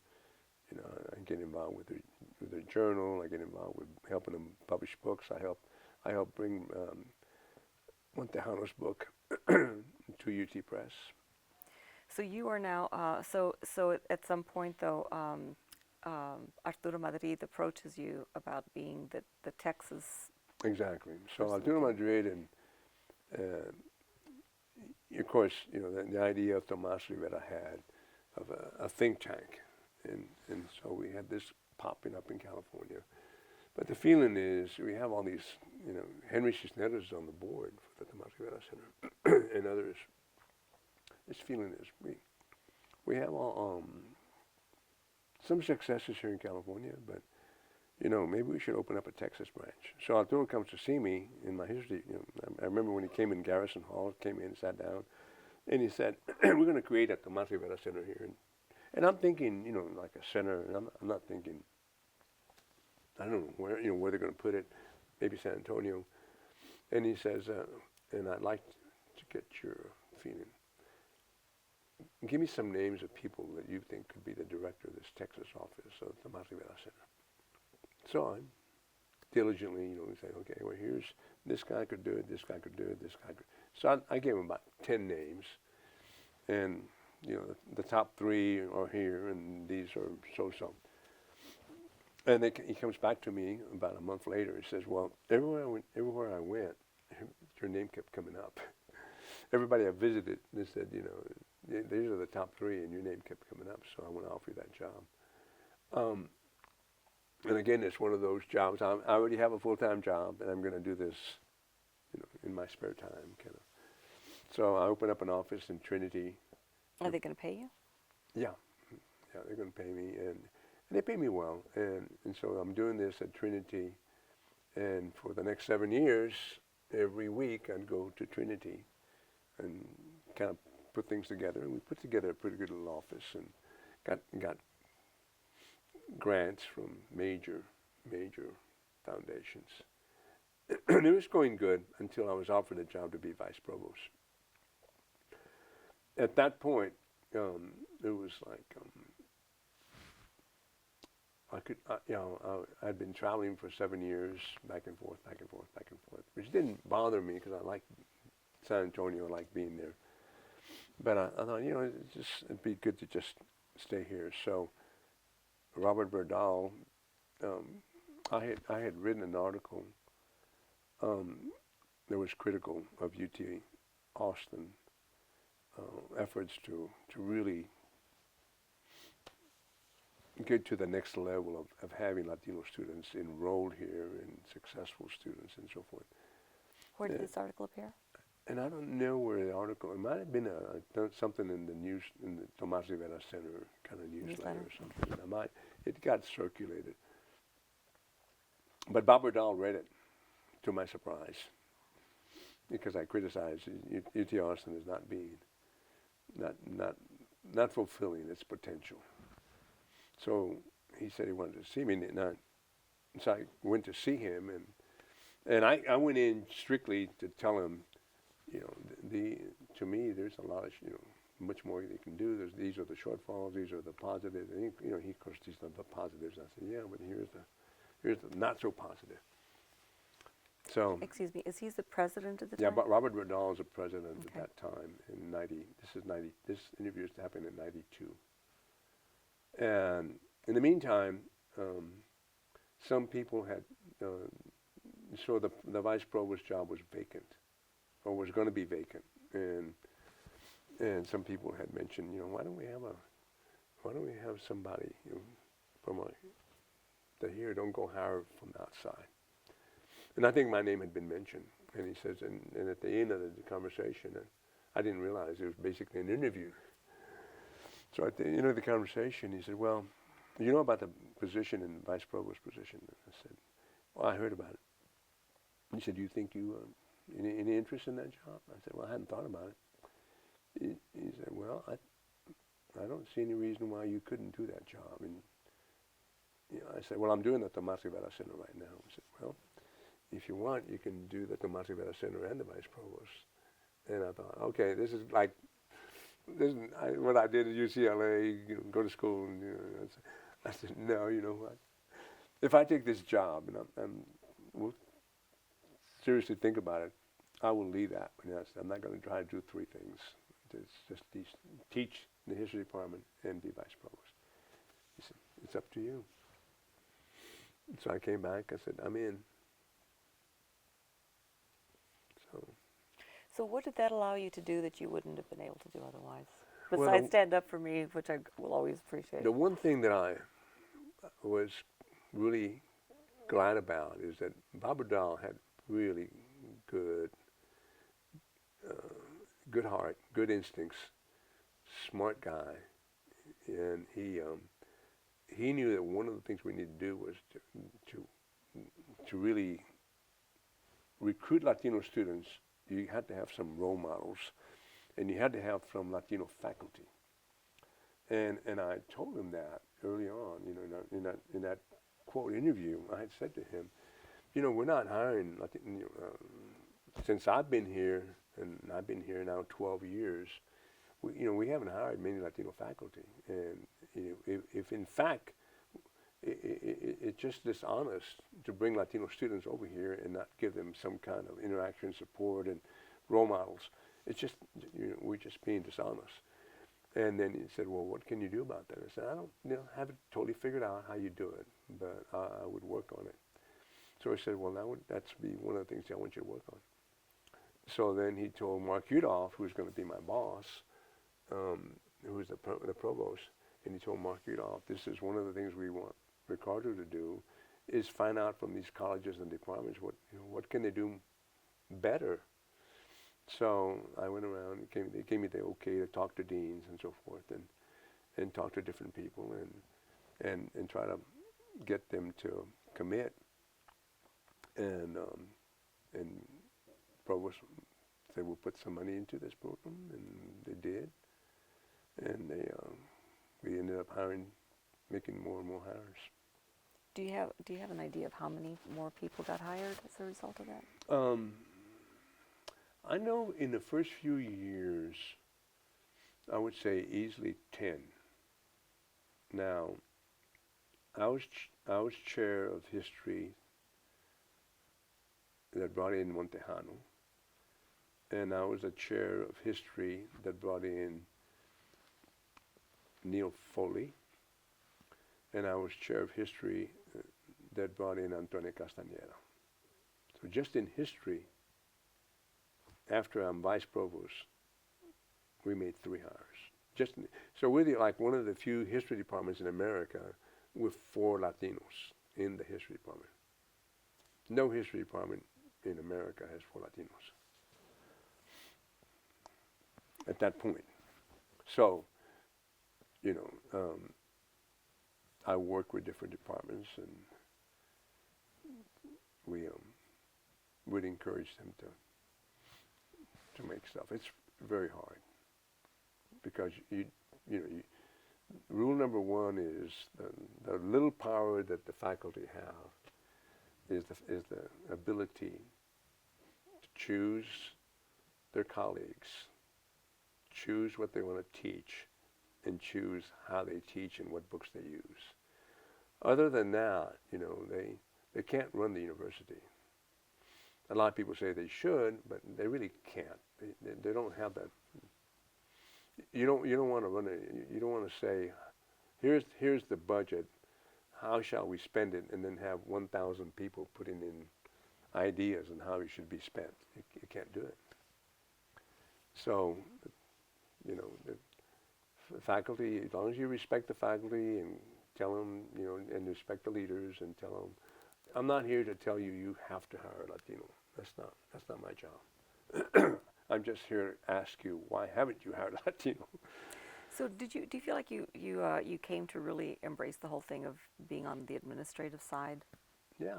Well, I found out that at that point I had done the scholars side, and I was, you know, writing the book and what will it do. I had done the think tank side, write reports that talk about Latino issues, and I had seen what does that do, and then I thought, you know, I'm actually in a position here. I can't move the needle on how many Latino students get recruited, but I can be inside and say to everybody in the room, we did really poorly. And I'm going to tell you that before you read it in the paper tomorrow, because Maggie Rivas Rodriguez is going to say something about it. Or some journalist will say something about it. And writing out of Dallas or Houston or San Antonio, they'll say, you know, I went to one of my first meetings that I went to, in which I'm now in the provost office. I got asked to go to this meeting, and actually it may have been before Berdal, and that's when I kind of got a sense as to, this is kind of interesting stuff going on here. Normally the students and faculty don't hear this discussion. I went to this meeting that the president, William Cunningham, had with some legislators, and he had invited all the Latino legislators to come to a meeting at the tower, because they were in session, you know, and we can bring you over here and we'll feed you. Yes, only about 4 showed up, and among the people that showed up was Orlando Garcia from San Antonio. He is a state rep, Orlando Garcia. Real smart guy. I liked him. I didn't know him before, but I liked him right away. And he, you know, Cunningham was talking about, you know, we need your support. And he got up and said, Mr. President, I represent the west side of San Antonio. There is no one that I can think of that attends UT Austin. Not a single, I've not talked to a single family or kid that attends UT Austin. But despite the fact that you have neglected my community, and the fact that you have not come to the help of my community and recruited students from I will vote for this education bill, because I believe strongly in education. But I want it for the record to show that you're not doing anything for my community. There's something like all that nature. I went, whoa. So, by the way, Orlando Garcia is now a federal judge, and he was appointed by Clinton as a federal judge. He's a great guy, a very, very smart guy. And because he's a federal judge, and I've known him a long time, every time I see him, I say, you're doing a great job, Judge. I voted for you twice. So he goes, you didn't vote for me. So anyway, so it's, I learned that kind of stuff was real important, because the next meeting is inside the belly of the beast. And the conversation is something like, it could be something like, I think that representative from San Antonio was way off in criticizing you for not doing what, you know, better things. And the good presidents like Cunningham and Berdal and, you know, would say, well, are there any other thoughts about this? And I could feel free to put my hand up and say, he's got a point. I mean, he's going to support us. He's not going to punish us because we didn't help his community. But he knows that he's taking heat for it. So he's being courageous. He's being brave for him to say, I'm supporting you even though this doesn't benefit my community, but I want you to know that you have a responsibility to do more. It was kind of fun. So were you part of that second? Was there a second meeting? Were you? Oh, in the there were always second Yeah. meetings. There were always meetings and meetings, and we met every week. So By my count, I went to 350 meetings with the president. when you were vice provost. Mhm. Okay. At some point in 1989, when there was the lawsuit, the MALDEF sued, the border communities were Yep. suing, right? You were still here at UT, right?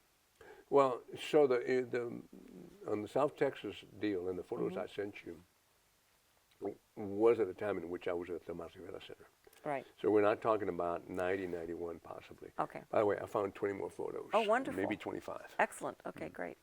So, but you were teaching here, but Yeah. you were working Yeah. with the Mozzarella Right, Center. right. So, what were your observations? Your understanding of what was going on there, and you were there with all these meetings taking place with the communities along the border and in South Texas, talking about these are the problems, and this is what we want to see come out of this. Well, I thought that Kaufman and Al Kaufman and Norma Cantu did a great job in noting all the discrepancies and all the deficiencies, and they in some of my photos, which I'm going to share with you, show the blackboard, and they say like here's 50 PhD programs north of Austin, and here we are, with no PhD programs anywhere. And that's one of the things that when I went to UTSA, I learned from those meetings, because I went to UTSA, we only had 3 PhD programs at UTSA when I got there in '99. And over the next 15 years, put in place, we were up to 24.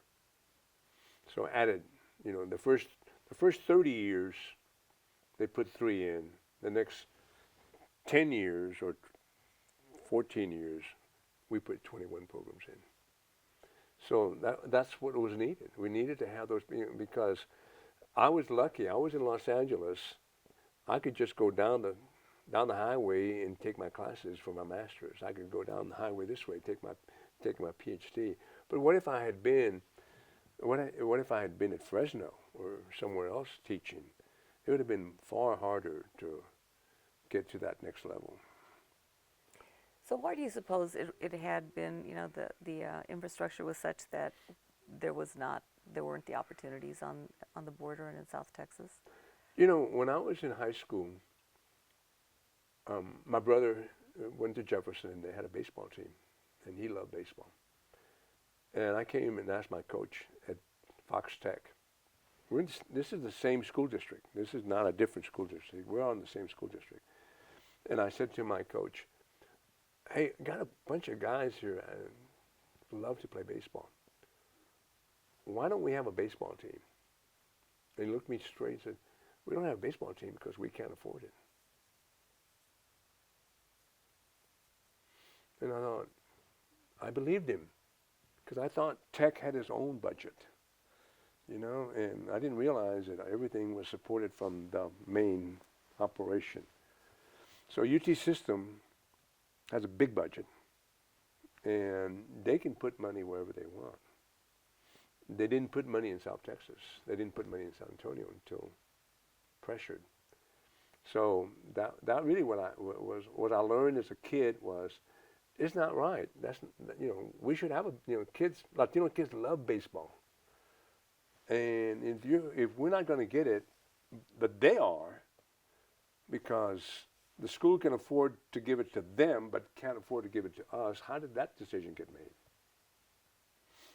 Same thing here. How did those decisions get made that we don't have any medical school or PhD programs south of Austin? Who made that decision? And that was some of among the questions posed in the South Texas. So, when you were there, do you remember some of those meetings where they were there at Trinity? Oh yeah, And yeah, we hosted them. We said we will host them. They needed a safe house. Yeah. Such that they described a place. And it was safe because it's a private university. Yeah, so yeah, exactly. We don't want to get anybody in trouble. We can go here. And I said, yeah, come to Trinity. And they said, yeah, great idea. So they came, and of course Henry is a busy guy, so Henry is able to come to all the meetings because he's just down the street. And he did, and so. Does he preside over the meetings? He presided, as far as I could tell. He was presiding a lot of the meetings, but Norma Cantu and Al Kaufman could take control of the meeting anytime they wanted. They could say, well, thank you, Henry, and let me move the group into this constitutional issue, and then they would. So what were some of the, do you remember anecdotes from that? Like some of the, because I know I've talked to Eddie Cavazos about this, and he's told me some of some of the things that those local folks were wanting, that were sometimes they weren't really in the best interest of the. You know, someone like Eddie would have had a lot. They were constantly being lobbied, and I mean daily, hourly being lobbied, and Eddie would be in a position to say, well, you're from San Antonio. You tell me why you don't have a PhD program, and everyone would have a different answer because there wasn't a unified answer.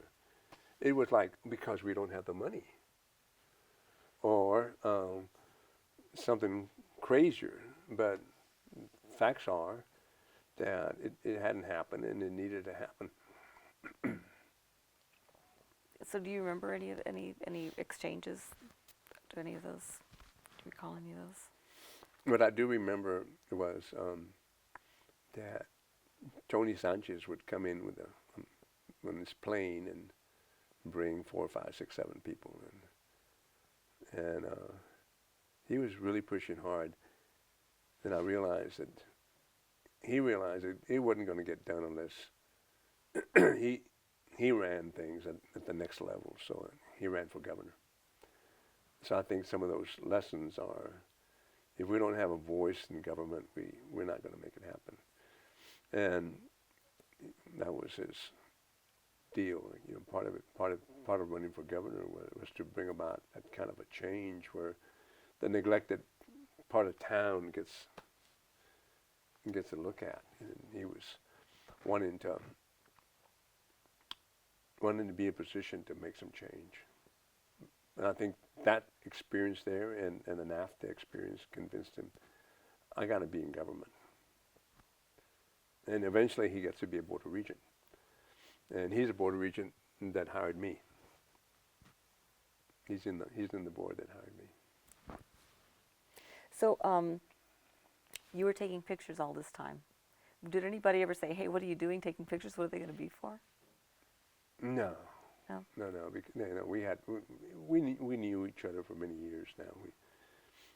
I had been around people like Eddie and others for 10, 15 years. They knew it was probably for like a Tomás Rivera newsletter or something like that. Oh, so you were putting items in the newsletter about this. It wasn't a secret. I don't know that we did, Okay. but they may have thought. Of course, we pretty much said we're not saying anything. Mm-hmm. But they probably said it's for the archives, it's for the newsletter or something. Okay. They never worded them. So you ended up you went to San Antonio as president in what year? I went in 99. 99. Okay, so before that, in 96, that's when you all started looking at the 10% rule, right? Right. Can you tell me how they Sure. emerged? So what happened was they we got the court case, the Hopwood court case that says basically no affirmative action. Affirmative action is dead. And I got to talking to people again, just sort of like putting my old Tomas Rivera hat on and my new hat on as vice provost. What can we do? Because our numbers will drop, and they started actually dropped the first year. So what are you going to do? They're going to, this is going to wipe us out. So I talked to people, and I went to talk to Gonzalo Barrientos, and I were good friends, and so I went to talk to Gonzalo. And Gonzalo, you could always get him join him for a beer somewhere. You didn't have to visit him in the office. You could say, "What are you doing this afternoon?" And he would say, "Well, I'll be at this place. Come on by," and I would go and see him. So I went to see him, and I said, we need to say something and do something. He said, "Okay, let's put a letter together. And it'll be, both of us will sign it, and it'll be legislators, scholars, thinkers.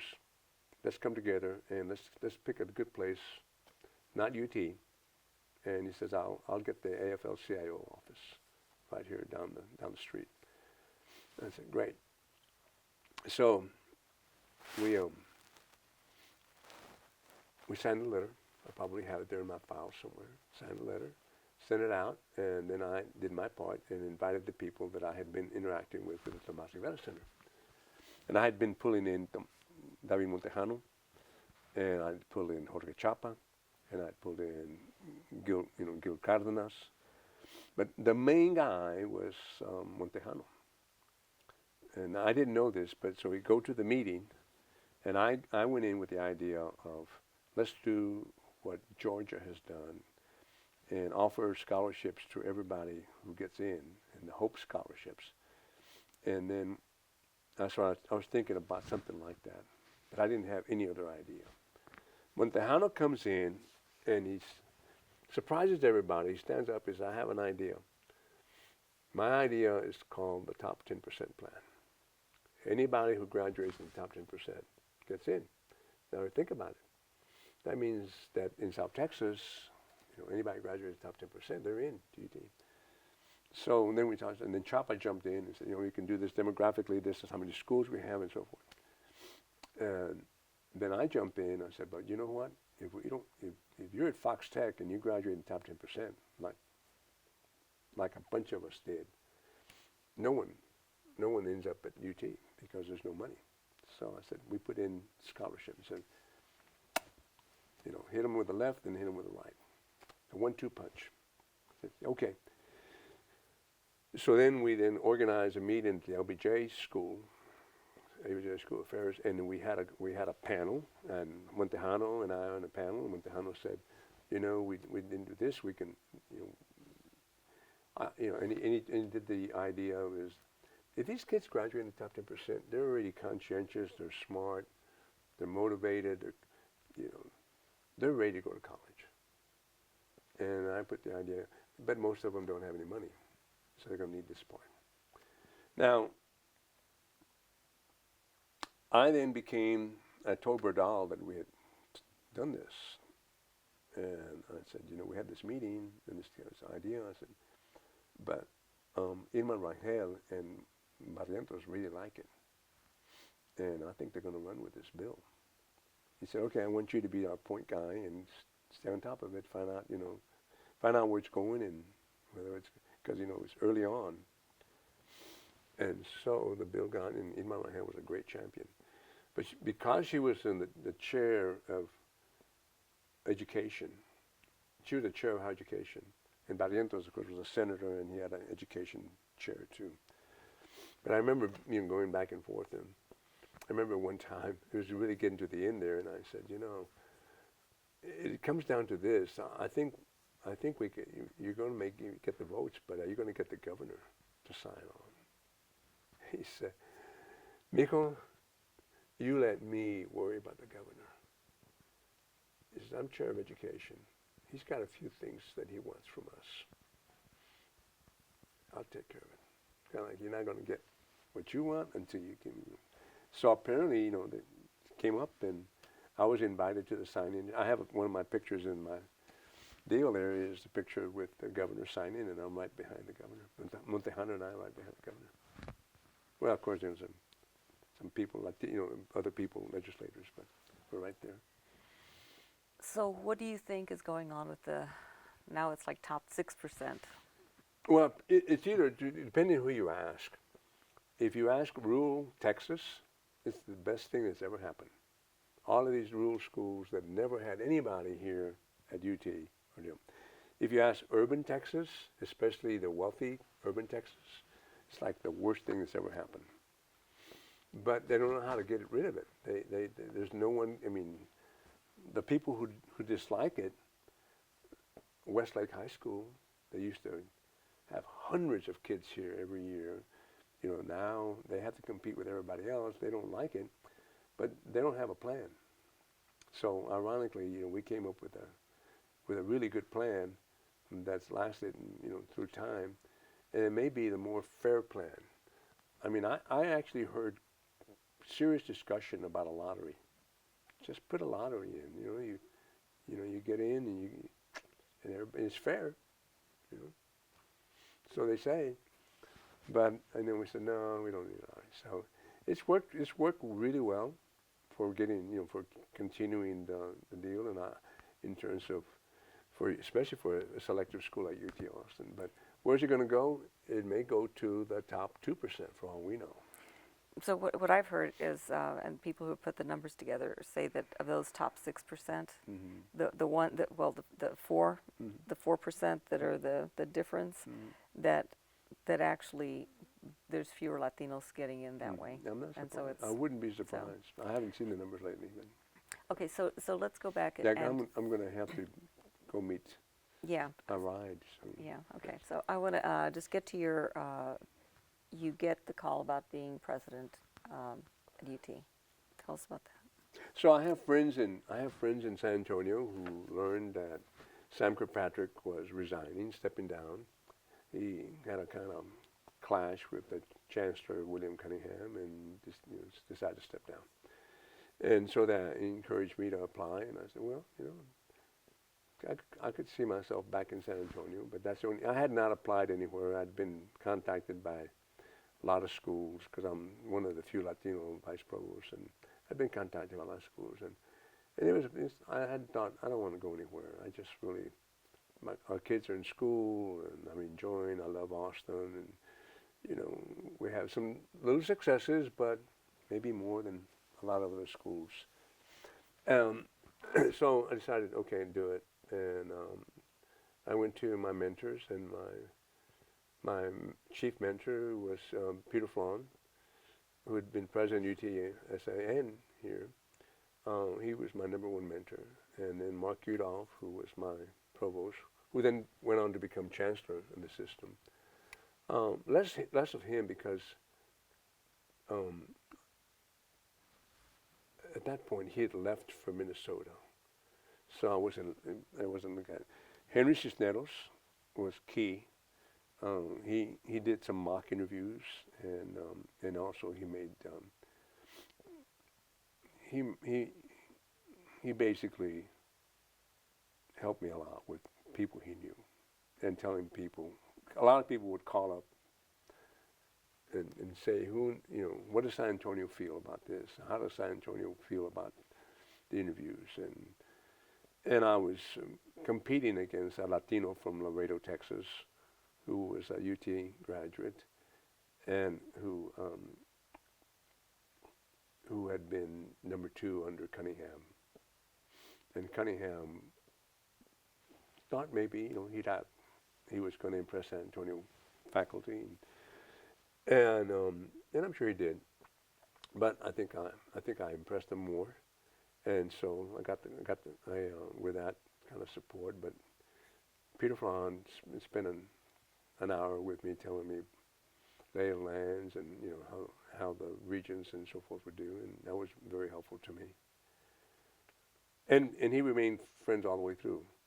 And when I left UTSA, and it was a point where I didn't think things were quite where I wanted them to be. I didn't think things were fair.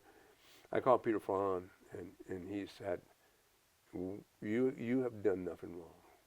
It's, from what I have learned, and of course he was very connected to the Board of Regents, and what I have learned is that your departure is a mistake. And then Larry Faulkner came to my support when I got honored by the Humanities Texas, and he said, I will be there for you. And he said, I think it's unfortunate what happened, but he says, you know, at 17 years you were here, nothing like this happened. Nothing happened like this when you were in Austin. So he said, but it's where you are. And so I felt like it was, I was already decided to retire. I didn't like the conflict and accusations, but there wasn't anything I could do about it, and I didn't.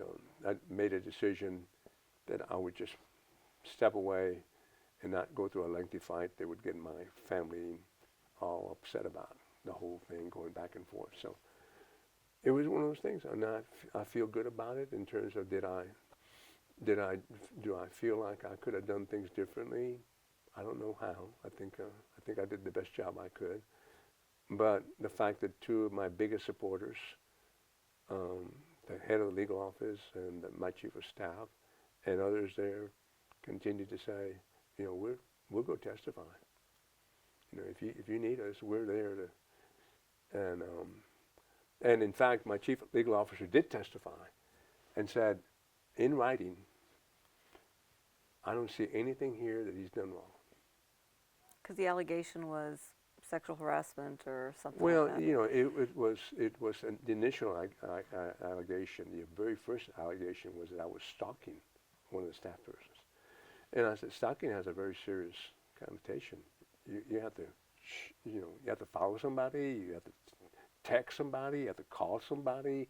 Yeah, and then they realized they didn't have anything because I hadn't done anything with that. So then they dropped that and they said, okay, what else can we accuse him of? You know, so that we can not get fired. So other things. But that's all I really want to say. I just, you know, it was. Let me ask you this, because you went from UTSA went from a very relatively small endowment to a really much bigger endowment. Well, we went from 18,000 students to 31,000 students in the time I was there. We built the first dorms ever there. We went from 3 PhDs to 24 PhDs. We never raised money before. When I got there, we only raised $3 million total for the whole university. And when I left, we had packed $200 million in 5 years. In the last year, we raised like $35 million. So 10 times more money was raised, you know, than when I first started. But you also went to you had started off with open enrollment, right? And yeah, we started off with open enrollment, and which means anybody could attend. Anybody. I mean, it was kind of scary. Anybody could attend practically, but we needed to become more selective because we started getting more and more as we got better school. We got in the top 50 best young universities in the world ranking. So as we got better, people wanted to be there and like the idea of there. And what was really interesting is that we had a lot of students who said, I got into UT Austin, I'm in the top 10%, but I'm going to go to UTSA because I feel like my engineering degree or my business degree, you know, and so forth will be very good. Now, you know, they all acknowledge UT Austin is the greatest school in the world, you know, and I would tell them that. But when someone said, that's just not the place for me. It's not for me. Then I don't want to leave home. I don't want to be doing these things elsewhere. So. Okay. So, what do you think UTSA gained from the South Texas Border Initiative? I mean, I guess these additional PhD programs is one thing. This will be the last question. Yes. Okay. Because you can hear I that. know. Okay. Yeah, because she doesn't know that I'm actually doing this kind of interview. She probably thinks we're just sitting around chatting. Okay, so here's my take on South Texas. If we had not had South Texas, I don't think that some of the schools in South Texas and San Antonio would have gotten the support that they got. They finally got some attention. We got more money. We got some additional funding that enabled us to, for example, UTSA. My first year there, we got a record amount of $82 million just to get ready for the enrollment. It's going to happen. We've been holding back, and now we can see we haven't supported you. We got $82 million from the UT system, not from the legislators, from the UT system. Then we got another $500 million after that for putting more buildings in, 4 dorms and about 4 or 5 more buildings. So and of course, one of the big things we did, when I got there, we had 4 colleges. And I said, I'm coming from UT Austin, where we have 12 colleges. What's the logic? What's the idea? What's going on here? So I created a school of architecture. I created a school of engineering, created a college of education, and public policy. So we, basically said, this has to be done differently. And I did it all with the support of the faculty. In fact, I put the faculty up there first and say, what do you think we need? Do we need a college of engineering? I think so, but I don't know. What do you guys think? Because if you say no, we won't do it. And they go, oh, no, we need it. And so we went in together. We're on the same page. Okay, this is going to be the last question. Go ahead, girl.